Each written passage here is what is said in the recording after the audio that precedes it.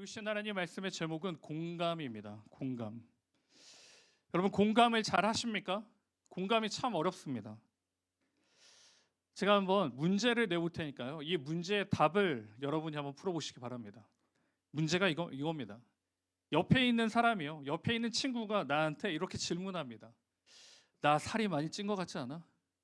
이렇게 질문해요. 그럼 여러분은 어떻게 답을 하시겠습니까? 자, 1번. 아니야, 내가 훨씬 더 쪘어. 너는 별것도 아니야. 2번. 그러니까 어떻게 된 거야? 무슨 일인 거야? 여러분 1, 2번 중에 어떤 게 공감일까요? 공감이 없어요? 자, 그러면 나 살 많이 찐 것 같지에 대한 공감을 답을 한번 들어보도록 하겠습니다. 은하자매 어떻게 하면 공감할 수? 우리 세 가족 네, 우리 팀장인데 어떻게 하면 공감할 수 있을까요?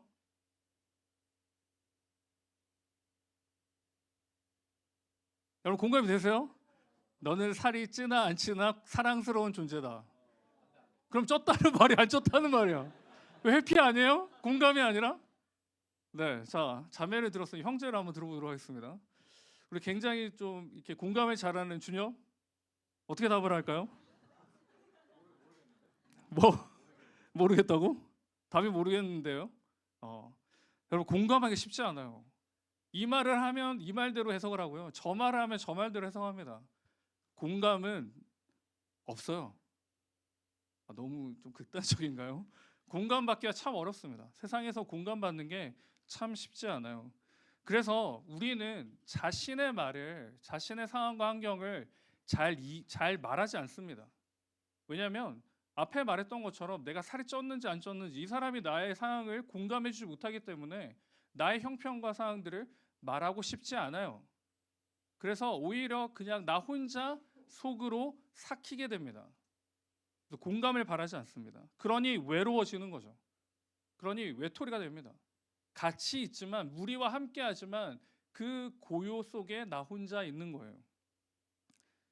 또 누구도 그렇습니까? 부모님도 마찬가지죠. 부모님이 우리에게 말씀을 많이 해주십니다. 좋은 이야기도 해주시고 피와 살이 되는 말씀도 해주세요. 그런데 잘 받아들이지 못하죠. 왜 그럴까요? 부모님이 나를 공감해 주시지 못하니까. 그러니 그 말은 나한테 영향이 없어요. 그래서 대화가 지속적으로 되지 않습니다. 여러분, 우리는 그러면 나 혼자 나만을 생각하며 나를 다독이며 살아가야 하는 존재인가? 여러분 지난 주간 여러분 공감을 받으면서 살아오셨습니까? 여러분의 힘듦과 아픔과 연약함을 주변 사람들은 공감해 주던가요? 공감해 주던가요? 그럼 우리는 그냥 그렇게 혼자 알아서 나의 살 길을 살면 되는 걸까요? 전혀 그렇지 않습니다. 말씀은 절대 그렇게 말하지 않습니다. 우리는요, 내 삶을 살아내는 게 아니라 사명의 삶을 사는 사람들입니다. 그게 그리스도인입니다. 예수 그리스도가 보여주신 그 길을 따라서 닮아서 걸어가는 사람들, 그 사람들이 바로 그리스도인이라고 말합니다. 그러니 나는 내 자신의 삶을 사는 게 아니라요, 하나님이 주신 사명의 삶을 사는 것입니다. 당연히 세상은 나를 공감을 할 수가 없어요. 왜냐? 나는 나의 삶이 아니라 하나님의 삶을 살고 있기 때문이죠. 사명의 삶을 살기 때문에 그 사명을 주신 하나님께 공감받으며 살아가야 합니다. 그래서 우리는 어떻게 공감을 받을 것인가? 여러분 먼저 첫 번째는요. 공감의 대상을 바라봐야 됩니다. 그나마 우리가 마음 편히 말할 수 있는 사람이 있습니다. 전제적인 조건인데요. 공감을 받을 수 있는 전제적인 조건. 그건 아주 친한 사람에게 자신의 속마음을 이야기합니다. 아주 친한 사람이요. 왜 그렇게 할까요? 그 사람은 나를 알고 나의 상황과 형편을 알고 나를 잘 이해하기 때문에 그 말들을 하게 되죠. 한마디로 내 편이라고 생각했을 때 말할 수 있습니다. 내 편이라고. 그런데 그 믿음이 없을 때는 말하기가 어렵죠. 공감의 대상이 되지 못합니다. 오늘 본문에 보시면 예레미야 선지자가 등장하는데요. 예레미야 선지자를 잠시 소개하자면 예레미야 1장 1절에 힐기야의 아들이었습니다. 그리고 요시야 왕 제13년에 사명을 받았어요. 예루살렘 멸망 직후까지 남왕국 유다를 중심으로 사역한 선지자입니다. 근데 이 사역의 중심 메시지는 뭐였냐면요, 재난과 회개 촉구였습니다. 그래서 여러분, 예레미야의 선지자의 별명을 알고 있죠? 별명이 무엇인가요? 건의점에? 네, 통했어요. 맞아요. 눈물의 선지자. 눈물의 선지자죠. 눈물을 흘립니다. 그래서 그 다음에 예레미야 애가가 나오죠. 눈물의 선지자입니다. 예레미야는 자신의 사명에 맞게 사역했어요. 회개하라 그랬고요, 멸망이 임한다라고 이야기했습니다. 하나님 말씀대로 전했고 그 말씀을 바르게 선포했습니다. 그러면 여러분, 하나님 말씀을 바르게 전하고 선포하고 그렇게 살아냈으면 주변 사람들이 어떻게 해야 될까요? 아, 이 사람은 하나님의 사람이구나. 이 사람은 하나님이 보낸 사람이고 하나님의 말씀대로 전하는 사람이구나. 대단한 사람이다라고 평가를 받아야 될 텐데, 그가 어떻게 되냐? 1절에 보시면, 오늘 본문 1절입니다. 예레미야가 아직 시위대 뜰에 갇혀 있을 때 여호와의 말씀이 그에게 두 번째로 임하니라. 갇혀 있어요. 하나님 말씀을 바르게 전했고요, 하나님 말씀대로 선언했고 선포했고 그렇게 살았는데, 그의 지금 결과는 감옥에 투옥 중입니다. 왜냐하면 이스라엘 백성들에게 진노가 있고 멸망이 있다, 돌아와라 계속 이야기하는데요, 이스라엘 백성들이 이 말을 귀뜨거로 듣지 않습니다. 왜냐하면 결코 하나님께서 나를 진노하실 수가 없다라고 굳게 믿었기 때문이죠. 하나님은 나를 버리지 않으신다는 굳센 믿음이 있었기 때문입니다. 여러분은 어떠세요?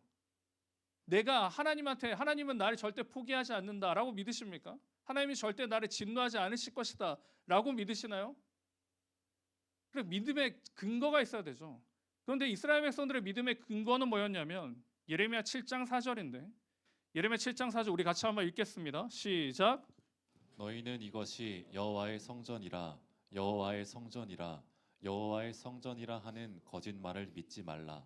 뭘 믿었냐면요, 지금 이 땅에 우리가 사는 곳에 우리의 민족은 하나님이 세운 민족이고 하나님이 사랑하는 민족이고 우리 안에는 여호와의 성전이 있기 때문에 결코 하나님이 우리를 진노하지 않으실 것이라는 이상한 믿음을 가지고 나아갑니다. 그래서 이 예레미야 선지자의 말에요, 아무도 공감하지 않아요. 아무도 심각성을 깨닫지 않습니다. 그 결과 감옥에 갇히는 거죠. 여러분, 이 예레미야는 얼마나 억울할까요? 괜히 하나님 말씀을 받아서 하나님 말씀대로 전했다가 이렇게 억울한 옥살이를 하고 있으니까요. 여기서 예레미야의 모습을 봅니다. 이 모습 가운데 우리의 모습들이 투영됩니다. 여러분, 우리가 하나님을 믿는 그리스도인이라고 말씀드렸습니다. 예수 그리스도의 삶을 살아가는 사람들. 그래서 지난주에 우리가 살펴봤던 것처럼 세상의 빛과 소금입니다. 그런데 여러분, 이렇게 사는 거는 어떻게 사는 거냐면 유별나게 사는 거예요. 유별나게. 유별나다는 건 일반적이지 않은 겁니다. 여러분, 유별나게 살고 계십니까? 유별나게 살면요, 주변 사람들이 이상하게 쳐다봅니다. 주변 사람들이 이상하게 조롱해요. 왜 너만 그러냐? 왜 너만 그러냐고. 얼마나 예레미야가 마음이, 속이 시끄러웠을까요? 아, 나도 그냥 똑같이 이스라엘 백성과 살면 될 텐데 나는 왜 지금 이러고 있나? 아무도 몰라주고 내가 무슨 말해도 이해도 못하고 어떤 행동을 해도 받아들이지 못하는 이 상황. 하나님과 아무런 연관이 없는 사람들은 그냥 편안하게 살아가는 것처럼 보입니다. 즐겁고 행복해 보여요. 근데 왜 하나님의 사람은 억울하고 힘들고 외롭까? 그럼 이 모습을 통해 우리를 봅니다. 이렇게까지 하는 게 맞나? 이렇게까지 해야 하나라는 생각도 들죠. 그런데 놀라운 반전이 나옵니다. 놀라운 반전은 뭐냐면요, 2절인데요. 우리 본문 2절 같이 있습니다. 시작. 이를 행하시는 여호와, 그것을 만들며 성취하시는 여호와, 그의 이름을 여호와라 하는 이가 이와 같이 이르시도다. 여호와가 함께 하십니다. 여호와 하나님이 함께 하십니다. 이 여호와의 뜻은요, 스스로 있는 자입니다. 그리고 나는 나다라는 뜻인데요, 출애굽기 3장 14절입니다. 하나님 모세에게 이르시되 나는 스스로 있는 자이니라. 또 이르시되 너는 이스라엘 자손에게 이같이 이르기를 스스로 있는 자가 나를 너에게 보내셨다라. 여러분, 하나님이 스스로 있는 자라는 말은 무슨 말이냐면요, 하나님이 전지전능하신 하나님을 이야기합니다. 지금 예레미야가 이 옥에 갇혀서 아무도 공감하지 않고 아무도 나를 알아주지 않는 이 허탈하고 외롭고 힘든 시간들에 누가 함께 하실까요? 전지전능하신 하나님이 함께 하심을 분명히 말씀해 주십니다. 여호와 하나님이 이 외로운 감옥의 시간을 함께 하고요, 그러니 담대히 이 신앙의 삶을 살라, 그리고 받은 말씀대로 굳건하게 살아가라라고 분명히 말씀합니다. 여러분, 우리가 오해하는 게 있는데요, 우리는 세상의 공감을 얻지 못합니다. 여러분, 세상은 여러분을 공감하기 위해 존재하지 않아요. 세상이 존재하는 이유는요, 여러분을 인정하기 위해 있는 겁니다. 근데 여러분은 세상에 나가서 공감해 달라고 하죠. 내가 이렇게 힘들게 살고, 내가 이렇게 힘들게 했고, 내가 이렇게 열심히 했는데 왜 못 알아주냐라고 하죠. 인정받아야 돼요, 세상은. 인정받기 위해서는 뭐 해야 돼요? 계속해서 뭔가를 해야 됩니다. 계속해서 뭔가를 이루어내야 돼요. 그래야지 인정받습니다. 그러니 인정받으려고 하니까 힘이 드는 거예요. 인정만이 전부인 것처럼 달려가니까 외롭고 쓸쓸하고 비참합니다. 여러분, 그래서 우리는 세상의 공감이 아니라요, 그 세상의 인정이 아니라 나를 창조하신 하나님께 공감받으며 살아가는 존재입니다. 그게 우리의 삶의 목적이고요, 삶의 방향입니다. 히브리서 4장 15절입니다. 우리에게 있는 대제사장은 우리의 연약함을 동정하지 못하실 리가 아니요 모든 일에 우리와 똑같이 시험을 받으신 이로되 죄는 없으시니라. 여기서 신학적인 용어가 나오는데 체휼이라는 단어가 나옵니다. 체휼이 뭐냐면요, 함께 아파하고 고통하신답니다. 즉 우리 주 예수 그리스도께서요, 이 땅에 오셔서 받은 고난과 고초들이 있잖아요, 그걸 통해서 우리의 고통과 아픔을 동일하게 경험하시고 느끼시고 계시다는 겁니다. 함께 아파하고 고통하신다는 거예요. 여러분이 외롭습니까? 여러분만 외로운 게 아니에요. 하나님이, 우리 주님이 그 외로움을 함께 경험하고 계시는 겁니다. 즉 우리의 상황과 환경을 전적으로 이해하시는 것입니다.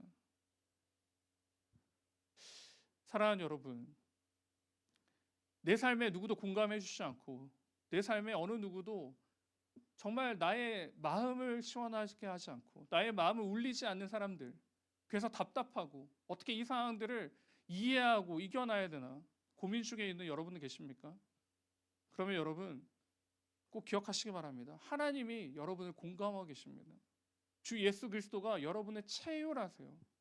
여러분의 그 찔림과 그 아픔과 그 연약함과 무너짐을 예수님이 그대로 경험하고 계십니다.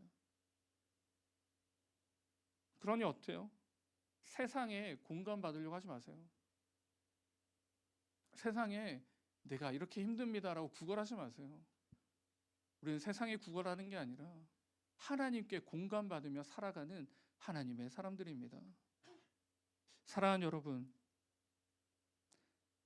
하나님께서 여러분을 공감하십니다. 믿으십니까? 믿으십니까? 그럼 믿으세요. 옆에 있는 친구는 공감해도 그냥 뭐 내 일이 아니기 때문에 그냥 넘어갑니다. 그러나 예수님은 내 일이 바로 예수님의 일이고요, 내 아픔이 예수님의 아픔입니다. 그 공감하시는 하나님을 여러분 늘 교제하시고 붙잡으시기를 주님의 이름으로 축복합니다. 그렇다면 우리는 하나님께 어떻게 공감할 수 있는가, 그 방법적인 건데요, 두 번째는요, 공감은 기도입니다. 기도예요. 공감을 얻기 위해 중요한 것은 함께함이 있어야 됩니다. 함께하지 않는데 공감받는 길은 텔레파시밖에 없어요. 자, 제가 뭐 하나 보내겠습니다. 자, 받아보세요. 제가 숫자 뭘 생각하고 있을까요? 다민? 땡, 13이었어요. 네. 텔레파시예요. 공감하려면 같이 있어야 되고 이야기를 해야 되고 나눠야 돼요. 기도를 우리가 이야기를 하잖아요. 함께 할 때 같이 힘이 되고 능력이 됩니다. 여러분 혹시나 저에게 섭섭하거나 좀 어려운 일들이 있었다면 그럼 저한테 이야기를 해주세요. 면담을 신청하세요. 그럼 제가 여러분과 이걸 같이 나누면서 같이 설교를 하도록 하겠습니다. 자, 네, 우리 휴가 나왔는데 잘 못 봤네요. 네, 오랜만에 휴가 나왔는데 못 봤네요. 네, 정을 나누고 교제의 시간이 있어야 돼요. 이게 공감의 시간입니다. 하나님과 내가 공감하는 시간이 언제냐? 기도예요. 하나님께 나의 상황과 환경을 내어놓고 쏟아놓는 시간이 기도입니다. 기도를 여러분 잘 알고 계시잖아요. 기도는 영혼의 호흡입니다. 호흡이라는 건 꼭 필요하다는 거예요. 왜 그런가? 하나님이 공감해 주시기 때문에 내가 숨을 쉴 수가 있는 겁니다. 이 막막하고 삭막한 이 세상에서 내가 어떻게 살아내고 어떻게 숨을 쉴 수 있느냐? 숨을 쉴 수가 없죠. 그런데 유일하게 숨을 쉬는 게 뭐예요? 예수님 앞에 기도하는 거예요. 하나님 아버지라고 부르며 기도하고 나가는 게 우리가 호흡하는 겁니다. 그래서 기도가 호흡이에요. 하나님께서 본문에 우리에게 말씀해 주시는데요. 예레미야 33장 3절에 보시니까 같이 한번 읽을까요? 시작. 너는 내게 부르짖으라. 내가 내게 응답하겠고 내가 알지 못하는 크고 은밀한 일을 내게 보이리라. 하나님께서 기다리고 계십니다. 여러분의 기도의 소리를요. 여러분의 간구를, 여러분의 마음과 그 힘듦을 기다리고 계시는 거예요. 여기서 부르짖는다라고 나오잖아요. 부르짖으라. 이건 탄천에 가지고 막 하나님 막 이렇게 부르짖는 게 아니고 전심으로 나의 모든 것을 쏟아내는 것을 이야기합니다. 아, 이거는 되고 저건 안 되고, 아, 여기까지만 할까? 이게 아니고요. 내가 가지고 있는 모든 것들을 하나님 앞에 쏟아내는 게 부르짖는 거예요. 고래고래 고함을 치는 게 아니고요. 그래서 여러분 기도를 정말 하고 계십니까? 여러분 이 숨을 쉬고 계시나요? 호흡을 하고 계십니까? 어떻게 하고 계세요? 지금 제자훈련생들이 30분의 기도 제목을 기도 시간을 가지잖아요. 우리 통과한 제자훈련생들도 있는데 굉장히 힘듭니다. 30분이 생각보다 굉장히 길어요. 나를 위해 기도했고, 부모님을 위해 기도했고, 가족을 위해 기도했고, GBS 위해 기도했고, 온 세계를 위해 기도했고, 우주를 위해서도 기도했는데 10분밖에 안 지났어. 와, 나는 얼마나 기도를 잘하는 거야. 이 10분 만에 모든 기도를 다 하니까. 여러분 기도하는 게 굉장히 어렵습니다. 여러분 정말 그 공감의 기도를 하고 계십니까? 이 제자훈련 2권에 보면요, 기도를 어떻게 해야 되는지에 대해 설명하고 있는데 제가 모두 같이 한번 나누도록 하겠습니다. 공감의 기도입니다. 하나님께 어떻게 공감의 기도를 하느냐? 첫 번째는요, 골방에서 기도하는 겁니다. 골방에서 기도해야 돼요. 은밀한 중에 하나님을 만나야 합니다. 그냥 때우듯이, 여러분 그냥 뭐 한 끼 때우듯이 삼각김밥처럼 먹으면 안 돼요. 은밀한 곳에서, 골방에서 시간을 내서 하나님을 만나고 교제해야 돼요. 마태복음 6장 6절인데요.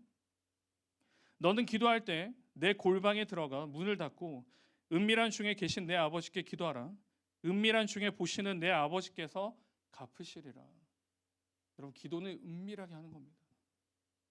기도는 은밀하게 하는 거예요. 정말 하나님과 나. 그래야지 모든 걸 쏟아놓잖아요. 부르짖잖아요. 사람들이 이렇게 많으면 여러분 기도 어떻게 해요? 굉장히 정제적으로 하죠. 아, 하나님 뭐 이렇게 여러분 그건 기도가 아니에요. 기도는 구체적이고요. 기도는 주관적이고요. 기도는 나의 모든 걸 쏟아내는 겁니다. 그렇게 하려면 어떻게 해요? 골방을 찾아내야 돼요. 여러분의 골방을 만드세요. 그리고 은밀한 중에 하나님과 같이 공감하세요. 그 두 번째는요, 중언부언하지 않아야 합니다. 중언부언하지 말아야 돼요. 마태복음 6장 7절인데요. 또 기도할 때 이방인과 같이 중언부언하지 마라. 그들은 말을 많이 하여야 들으실 줄 생각하느니라. 그래서 중언부언하다라는 말이 왜 나왔을까요? 이 당시에도 중언부언하며 기도하는 사람들이 많았습니다. 즉 제자훈련 숙제처럼 하는 사람들이 있었어요. 기도는 길게 해야 된다라고 생각하는 거예요. 길게 해야 되고요.